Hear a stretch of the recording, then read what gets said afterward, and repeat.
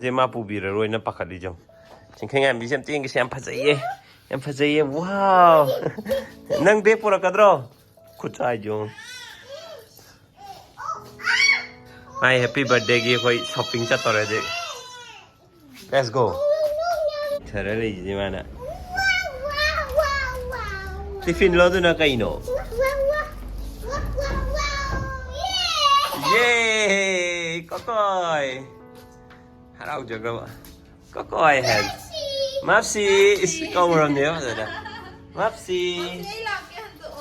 Khôi kokoi chaluge.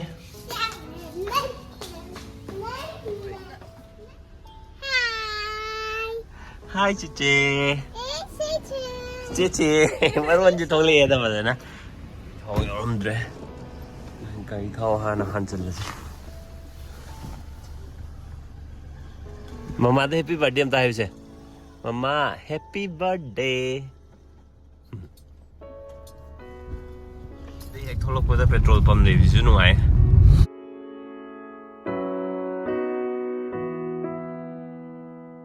Đang tung rồi. Ui đấy.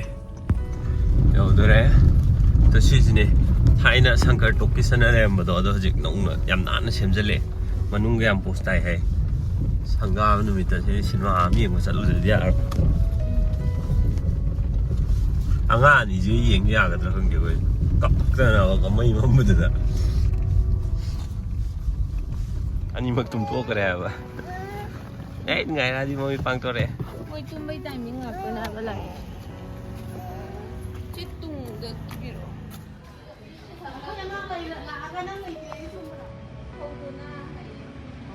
Đây yên to gì? Ngang âm mồm vậy. Này ấy vì là em chưa hiểu cái gì winter kia chập trái đây xem ra đây rồi mày gì đi này bắt tung rồi Lệch hả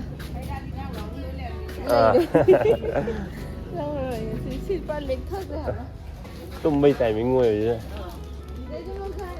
thôi nga anh trà kìa gì nga cho chỗ em này đấy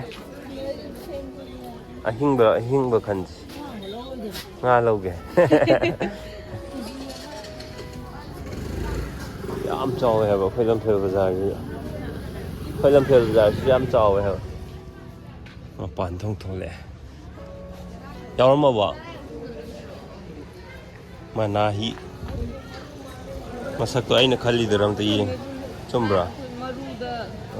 Khang ya.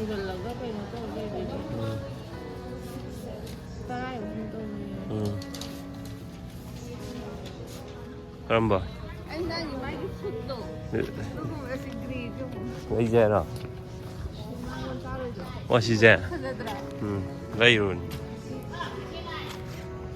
Mama ki birthday ki magi pot lebi belak ne. Ado mama na macha ki lebi le. Mà thái nó đấy lấy hai ba cuộn này gì anh nó xuống lấy đâu ngã si birthday nó mình tới nè lấy với ta hả si rồi si là nâu bù mal design quality kiểu lâu rồi si là cái rau nghe nè si hơn lâu rồi ông có gì làm tang nghe vậy thì đấy cái sẽ ham bị bà cái rate gì hay là gì nữa đấy pastry hả? Ano view? Makan kay lagi.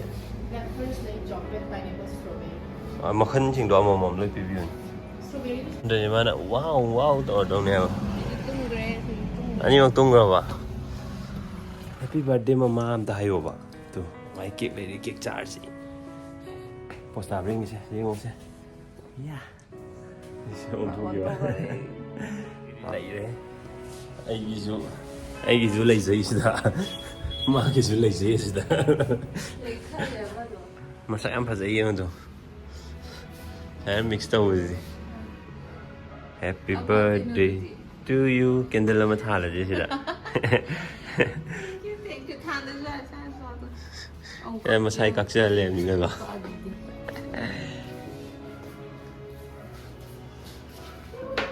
ꯃꯁꯛ ꯌꯥꯝ ꯐꯖꯕ ꯉꯁꯥꯏ mix ꯇꯧꯕꯁꯤꯗꯗꯤ ꯑꯁꯤꯒꯤ ꯑꯍꯨꯝꯁꯤꯅ ꯑꯃꯠꯇꯔꯕ ꯅꯠꯇꯦ ꯇꯣꯉꯥꯟ ꯇꯣꯉꯥꯟ ꯉꯥꯛꯇꯅꯤ ꯁꯤꯒꯁꯦ ꯑꯁꯤꯒ ꯁꯤꯅꯦ ꯑꯁꯤꯅꯦ ꯁꯤꯗꯤ ꯃꯥꯟꯅꯕ ꯃꯥꯜꯂꯦ ꯃꯥꯟꯅꯩ ꯁꯤ ꯑꯍꯨꯝꯁꯤꯅ ꯇꯣꯉꯥꯟꯕ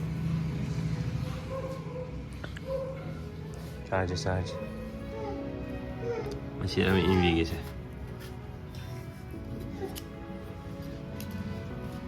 ꯅꯠꯇ꯭ꯔꯗꯤ ꯔꯣꯃꯥꯟꯇꯤꯛ ꯑꯣꯏꯗ꯭ꯔꯦ ꯀꯥꯏꯅꯀꯣ ꯑꯁ ꯁꯤ ꯔꯣꯃꯥꯟꯇꯤꯛ ꯑꯣꯏꯅ ꯈꯤꯇꯪ ꯁꯥꯟꯅ ꯍꯥꯎꯕ꯭ꯔꯥ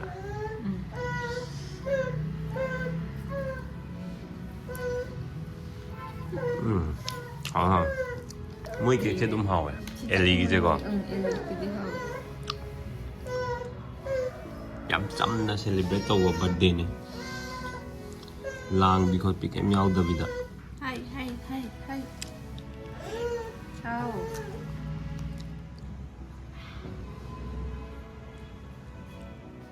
ꯁꯤ ꯎꯠꯈꯤꯗꯣꯏꯔꯣ ꯑꯩꯅ ꯄꯨꯊꯣꯛꯈꯤꯕ ꯃꯔꯨꯝꯗꯤ ꯌꯥꯝ ꯌꯥꯎꯋꯦ ꯉꯁꯥꯏ ꯃꯕꯨꯛꯇ ꯀꯩꯅꯣ ꯆꯠꯂꯅꯤ ꯍꯥꯏꯗꯣ ꯑꯗꯨꯗꯅꯦ ꯋꯦꯠꯇꯣ ꯃꯔꯨꯝꯗꯨꯗ ꯑꯣꯏꯅ ꯋꯦꯠ ꯌꯥꯝ ꯆꯠꯈ꯭ꯔꯦꯕ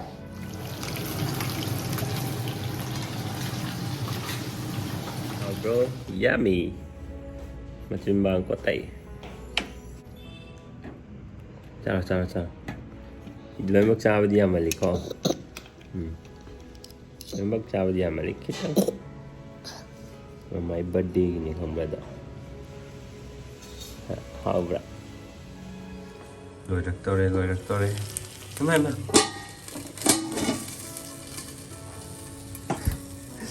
ꯀꯥꯔꯝꯅꯤꯗ ꯑꯩ ꯌꯦꯡꯉꯝꯗ꯭ꯔꯗꯤ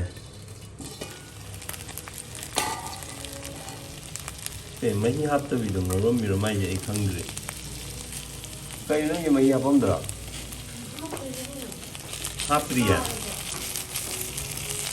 ꯇꯥꯗꯦ ꯑꯩꯈꯣꯏ ꯑꯅꯤ ꯈꯛꯇꯪꯒꯤꯅꯦꯕ ꯑꯩꯗꯤ ꯃꯍꯤ ꯑꯝꯇ ꯌꯥꯎꯗꯕꯤ ꯁꯨꯃꯥꯏꯅ ꯂꯩꯔꯝꯕꯅꯤ ꯀꯩꯅꯣ ꯇꯥꯎꯗꯕꯤꯗ ꯊꯣꯡꯉꯤꯗꯅ ꯑꯗꯨꯗꯤ ꯉꯥꯗꯨ ꯍꯥꯟꯅ ꯀꯩꯅꯣ ꯇꯧꯕ ꯀꯥꯡꯁꯣꯏꯁꯤꯅ ꯉꯁꯥꯏꯒꯤ ꯁꯤ ꯄꯣꯁ ꯇꯥꯔꯦ ꯀꯩꯅꯣ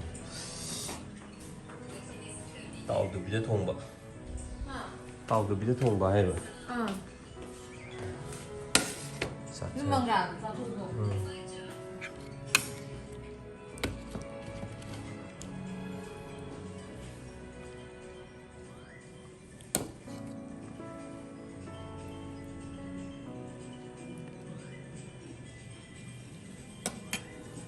ꯆꯥꯊꯣꯛꯈꯤꯒꯦ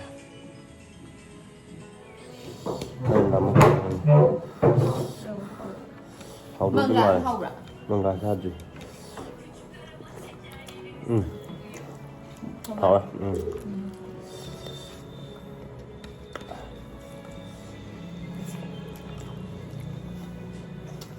ꯐꯖꯅ ꯍꯥꯎꯋꯦ ꯅꯪꯗꯤ ꯍꯧꯖꯔꯕꯣ ꯅꯆꯥꯅ ꯊꯣꯡꯖꯕꯗꯤ ꯍꯧꯖꯔꯕꯣ ꯍꯧꯖꯔꯦ ꯂꯦꯝꯗꯤ ꯂꯦꯝꯃꯅꯤ ꯀꯥꯡꯁꯣꯏꯁꯤꯗꯤ ꯀꯥꯡꯁꯣꯏ ꯑꯗꯨꯝ ꯂꯦꯝꯖꯔꯦ ꯏꯟꯕꯤꯕ ꯌꯥꯕ꯭ꯔꯥ ꯏꯟꯕꯤꯔꯣ ꯑꯩꯅ ꯏꯟꯕ ꯌꯥꯔꯣꯏꯗꯕ ꯌꯥꯝ ꯍꯥꯎꯈ꯭ꯔꯦ ꯍꯦꯄꯤ ꯕꯔꯊꯗꯦ ꯋꯥꯟꯁ ꯑꯒꯦꯟ ꯃꯃꯥ ꯒꯨꯗ ꯅꯥꯏꯠ ꯕꯥꯏ ꯕꯥꯏ ꯑꯩꯈꯣꯏ ꯀꯨꯝꯃꯁꯤꯀꯣ ꯏꯊꯟꯗ ꯂꯩꯖꯍꯧꯔꯣ